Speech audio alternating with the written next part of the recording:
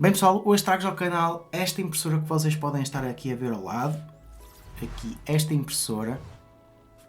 E é a Geeetech Mizar M. E eu quero-vos falar um bocado sobre porque é que esta impressora pode ser uma impressora interessante para vocês ou não. Isto para começar, porque é uma impressora que já dá para imprimir com 2 filamentos.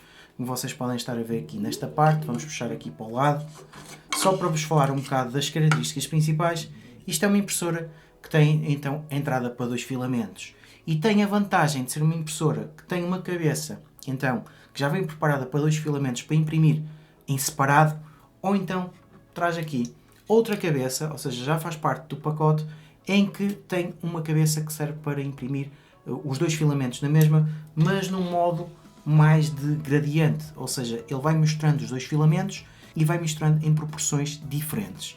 É uma impressora muito direcionada para quem está à procura de uma impressora um bocadinho mais avançada do que as impressoras mais tradicionais. Vocês podem estar a perguntar é porque é que eu vou escolher esta impressora e não outras impressoras.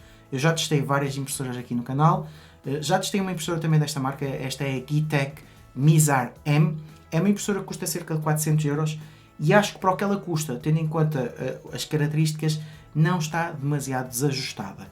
Eu vou-vos falar das coisas principais, vou-vos mostrar as impressões, vou-vos mostrar lá a funcionar e vocês já vão ficar com uma ideia se poderá ser uma impressora para vocês. O que é que vocês têm por este valor? Têm então uma impressora preparada e já com uma qualidade que eu acho que é bastante boa para vocês utilizarem de uma forma relativamente simples. Neste caso vocês compram uma impressora e a única coisa que vem desmontada é a parte de cima e depois têm que montar aqui a parte de trás, mas a parte de baixo é fechada, já está montada, portanto basicamente em meia hora vocês têm a impressora montada e depois é só ligar os cabos e está pronta para utilizar.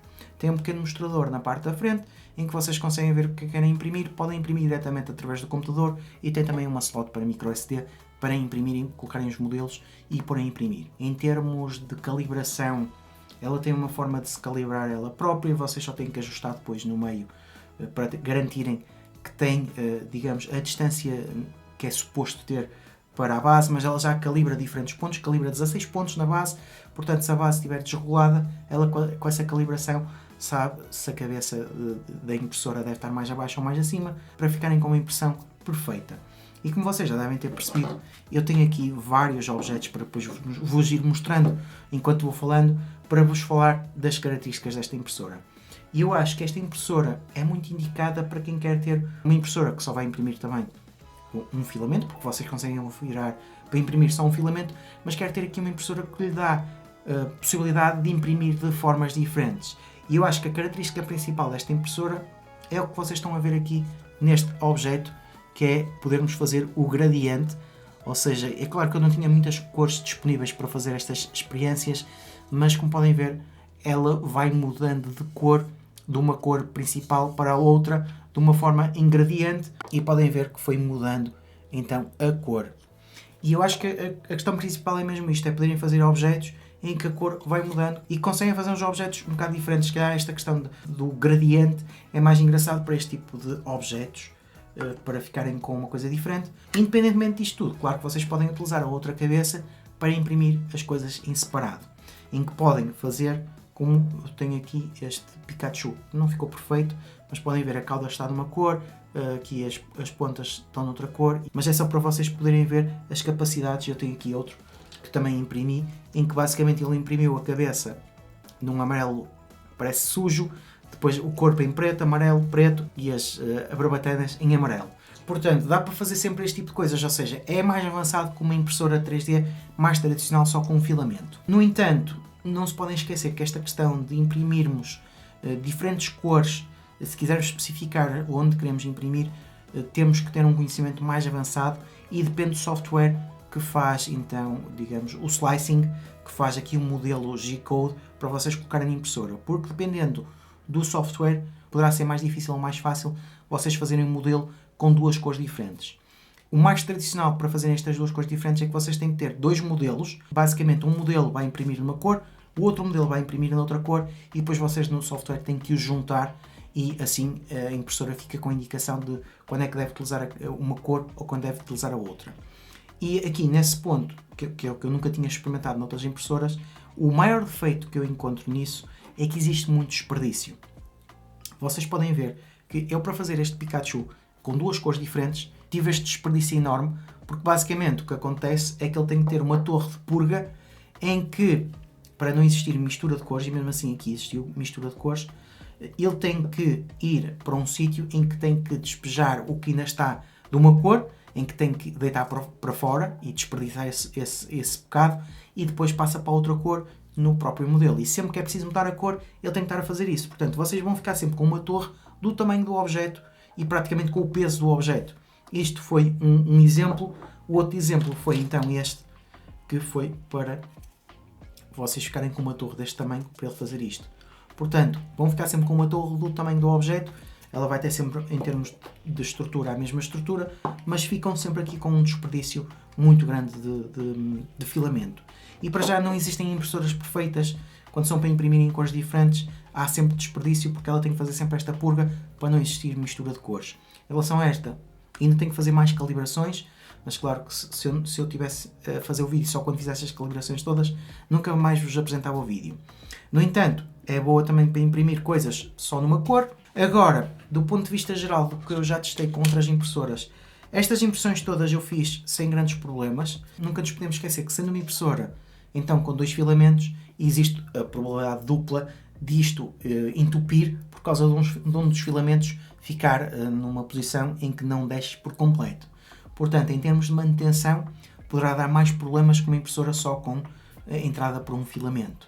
E claro que também temos o dobro das peças atrás, pode variar mais uma peça. Em termos de utilização, vocês têm que utilizar o software para fazer o slicing, podem escolher diferentes softwares, têm que meter lá os modelos da própria impressora.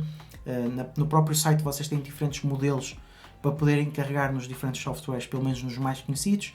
Têm as dicas todas para saberem como é que devem utilizar a impressora, e depois é uma questão de montarmos então a parte de cima, arranjarmos o filamento e começarmos a imprimir e deixarmos horas a imprimir. É sempre aqui mais uma sugestão para quem anda à procura de impressoras 3D.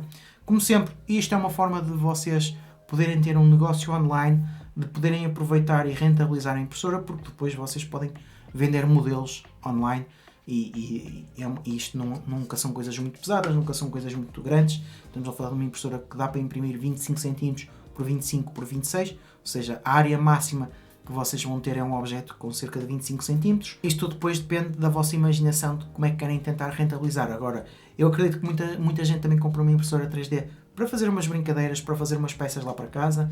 Eu, por exemplo, tenho aqui uma coisa que ainda não vos mostrei, que não ficou totalmente perfeita, mas fiz uma caixa para guardar as cartas do Uno e assim não tive que comprar a caixa. Em termos práticos, em termos de consumo, estamos a falar de filamentos que custam cerca de 20 euros a 15 euros o quilo. E depois, claro, que temos de ter em conta se um objeto pesa 100 gramas, é fazer as contas para ver quanto é que custou em termos de material. Em termos de eletricidade, estamos a falar de uma impressora que gasta cerca de 200 watts, se tiver 10 horas a trabalhar, são 2 kW em termos de consumo. Se o kilowatt, dependendo do que é que vocês estão a pagar, custar, por exemplo, 10 cêntimos, estamos a falar aqui de 20 cêntimos em termos de energia para produzir alguma coisa que demorou 10 horas. E em termos de material, depois estamos a falar se calhar aqui de 1 euro ou 2 em material. Portanto, em termos de manutenção, em termos de utilização, não fica muito caro em termos de energia e em termos de material. E se vocês conseguem rentabilizar as coisas, claro que depois conseguem ir buscar o preço da impressora.